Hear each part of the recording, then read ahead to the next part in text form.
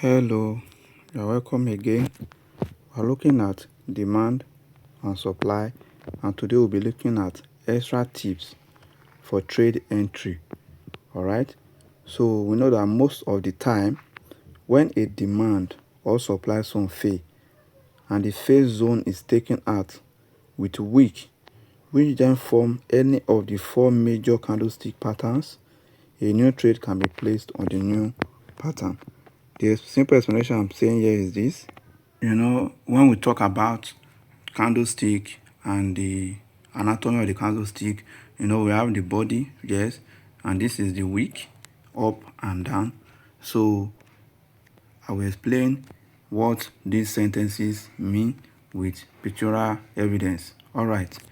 So let's say when you have a chart, that's a series of candlesticks on the same time frame. Let's say this is a downtrend, down market is coming down, going up, coming down. Let's say this is a weekly time frame. Then you now spot a weekly supply zone. When you want to use our entry module, if you are using the first entry module, whereby you can enter this trade with or without indicator, you just set your trade here to continue to sell at the supply zone. But when it now happens that the supply zone now fail, most time you will see wick going up and taking out the supply zone, whereas if you place a trade here, you would have lost that money. So sometimes market just want to take that money, and then before you see, most of the time the trade will continue to sell after it has taken everybody's money here.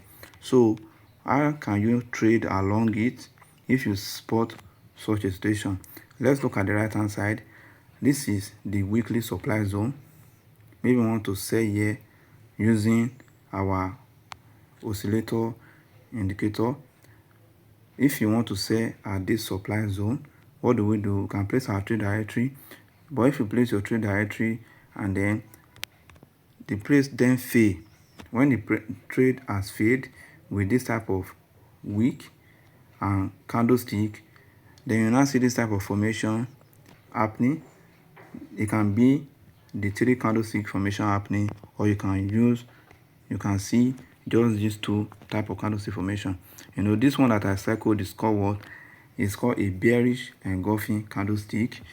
All right, but the theory here that we are seeing here is an evening star candlestick pattern. So this can also give more clarification. If you look at our oscillator there, we'll see that the green and the red moving average are already in our overbought zone, meaning that this is an indication that if we trade this candlestick pattern, we have a very high probability of the trade playing to our favor. That is just what it means. So we can see this on the weekly time frame. We can also see it on the daily time frame. Then after price has given us this type of formation, we can switch to the corresponding lower time frame. And now we're on the weekly. Maybe this movement of the candlestick happened on the weekly. Then we can go to the daily and look at what will happen there. So that will also give more confidence that if we have a signal on the corresponding lower time frame, this will give the trade a higher probability of playing out. All right, so this is just simple explanation I'm talking about. Let's assume we spot our supply zone on the weekly time frame, but what happened? Price failed it. The supply zone price failed it. After price has failed it, price now gave us another supply zone under the same weekly. When price has come down, going back to the supply zone on the weekly, we switch to the daily time frame. Then probably when we get to the daily time frame on that new supply zone now that has failed the first supply zone, this is another new supply zone. On the weekly, we go to the daily. If we now see this type of entry module, this is our second entry model, whereby price will come into the daily supply zone. That means weekly supply zone. Then we're on the daily now. When price tap into it, price take out the lower low, causing a change of character. Then if there's now a daily supply zone at the top, we can now take this trade and continue to sell it downward, and our target will now be the weekly low. I hope you understand this information. It's very easy, just like that. That is how you can add more confidence on your trade, because sometimes the supply zone, when there's too much money there, market may cause some manipulation, just want to take people's money. That is the reason for stop loss.